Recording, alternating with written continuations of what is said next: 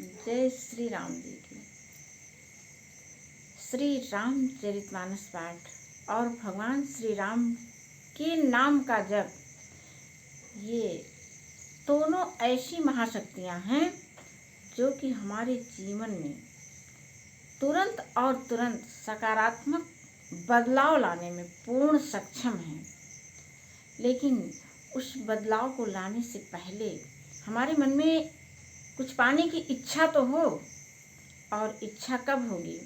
जब हम रामचरितमानस का पाठ करेंगे। इससे हमारी आत्मा रूपी राम को पोषण मिलता है, हमारी आत्मा शक्तिशाली होती है, वो ऊर्जा से भर जाती है, तभी हम अपने जीवन में बदलाव कर पाते हैं।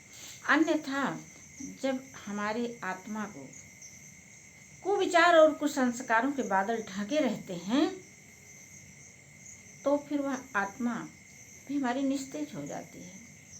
इन कुसंस्कारों के आगे इनको हटाइए, तब देखिए कैसे भगवान श्री राम के नाम का जप हमारे जीवन में परिवर्तन लाता है।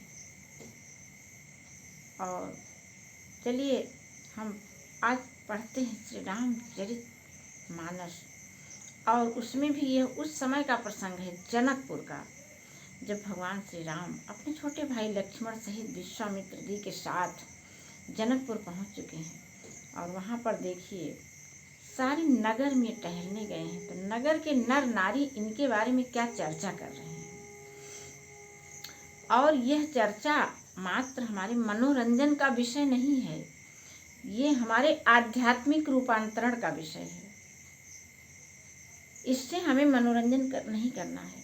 हमेशा जब भी राम का नाम लीजिए, रामचरितमानस का पाठ करिए, उस समय अपने मन में ये सोच करके करिए, यह एक ऐसा अद्भुत रसायन है, ये ऐसी शक्ति है जो हमें पूरा बदलाव कर सकती है और निरंतर करती भी रहती है। हम तो पहले स्वयं को तो बदलें, अपने छोटी छोटी आदतों में परिवर्तन तो लाएं। आइए देखते हैं। विप्र काज करि बंधु दो, मगबत मुनि बधु उधार। आए देखन चाप मख, सुनि हर्षि सब नार। अयोध्या की नारियां भगवान श्री राम और लक्ष्मण जी की सुंदरता देख करके बिल्कुल मोहित हो गई हैं, और वे उनके बारे में तरह तरह की कल्पनाएं कर रहे हैं। उसी में से एक चतुर सयानी सखी आई और उसने कहा, देखिए ये कोई साधारण बालक नहीं है, महाराज दशरथ के पुत्र हैं। ये विश्वामित्र की यज्ञ रक्षा के लिए उनके साथ आए थे, और वहां से ये धनुष यज्ञ देखने हमारे यहाँ आए हैं। रास्ते में गौतम पत्नी अहिल्या का उद्धार करते, मुनि बधू उद्धार, उनका उद्धार करते हुए ये आज हमारे सामने है। अब उनको देख करके, उस चतुर सयानी सखी की बातें सुन करके सभी अयोध्या की नारियां पुलकित हो गईं, खुश हो गईं, संतुष्ट हो गईं। आगे देखिए। देखी राम छवि को एक कहई, जोग जान की यह बरुआई। जो सखी इन्हीं देख नर नाहु, पन परि हरि हठि करई विवाहु। को कह ए भूपति पहचाने, मुनि समेत सादर सन्माने। सखी परंतु पन राउन तजई, विधि बस हठि अविवेक कहीं भजई। सारी अयोध्या की नारियां तरह तरह की कल्पनाएं कर रही हैं, आपस में बातें कर रही हैं, कह रही हैं कि रामचंद्र जी की छवि देख करके तो कोई एक सखी कहने लगी कि यह वर जानकी के योग्य ही है। हे सखी, यदि कहीं राजा इन्हें देख लें तो प्रतिज्ञा छोड़ करके हठ पूर्वक इनसे वे विवाह कर देंगे। वे इतने सुंदर लग रहे हैं कि सारी सखियां कह रही हैं कि यदि महाराज जनक जी इनको देखेंगे तो अपना प्रण तज करके इन्हीं के साथ जानकी जी का विवाह कर देंगे। किसी ने कहा राजा ने इन्हें पहचान लिया है और मुनि के सहित इनका बहुत सम्मान किया है, परंतु हे सखी, राजा तो अपने प्राण छोड़ेंगे नहीं। यह होनहार के वशीभूत होकर हठ पूर्वक अविवेक का ही आश्रय लिए हुए हैं, प्रण पर अर्थात वे अड़े हुए हैं। आगे देखिए फिर क्या सखियां बतिया रही हैं। को कह जो भल अहाई विधाता, बहुत सार्थक बात कही है। जब विधाता भले होते हैं, और विधाता कब भले होते हैं?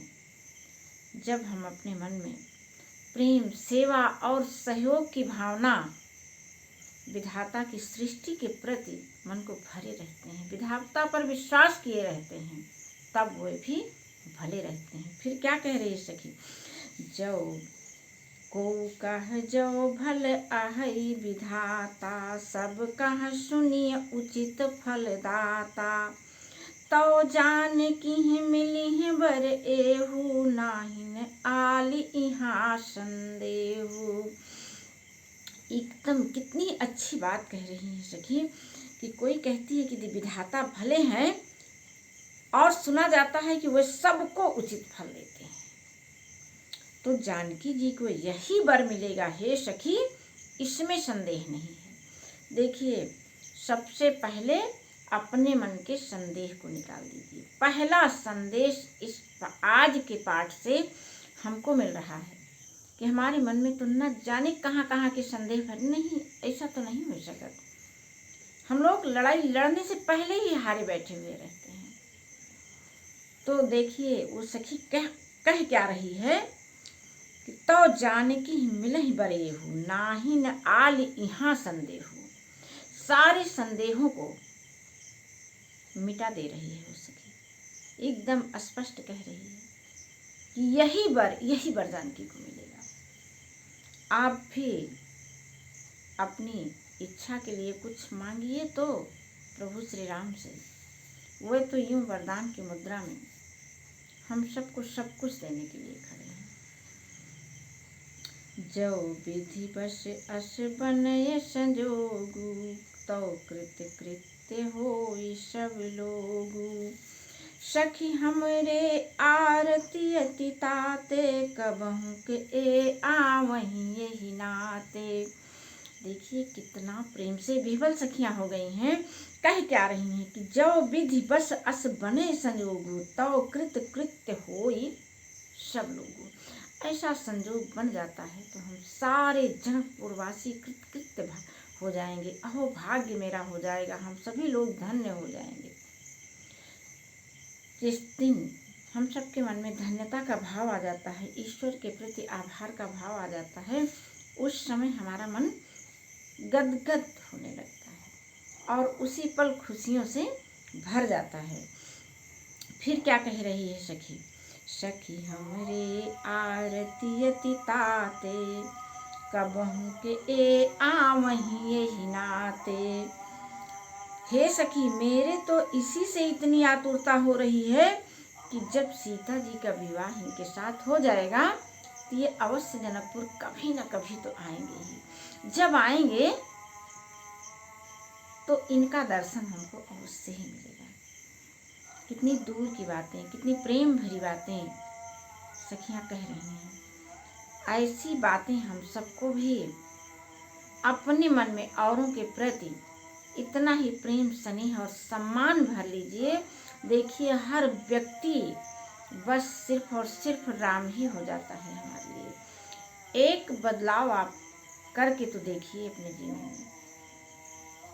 नाही तो हम कहूँ सुनहु सखी, इन्हें कर दर्शन दूर। यह संघटु तब होई जब पुण्य पुरा कृत भूर।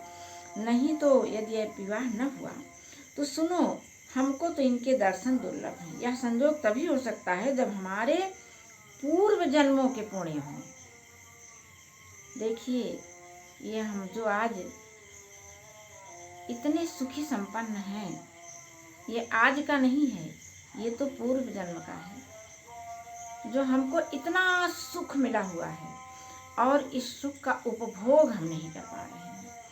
आज हम हमारे लिए तो सबसे बड़ी खुशी की बात यही है कि हम बोल पा रहे हैं, हम खा पा रहे हैं, हमको अच्छी नींद आ रही है, हमको भूख लग रही है, हमें प्यास लग रही है, हम चल फिर पा रहे हैं। यही हमारा सबसे बड़ा सुख है। जब इस सुख की अनुभूति करेंगे तो सारी संपदाएं हमारी हैं।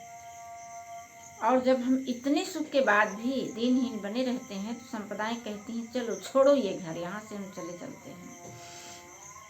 तो देखिए जो है ये सारी सखियाँ कितने प्रेम के वशीभूत होकर के भगवान श्री राम जी से या विधाता से आशा कर रही हैं कि इनका और जानकी जी का विवाह हो जाता है तो इनके दर्शन भी हमें हमेशा मिलते रहेंगे। जय श्री राम जी। आज की कथा को मैं यहीं पर विश्राम देती हूँ। अगले वीडियो में हम लोग फिर मिलेंगे।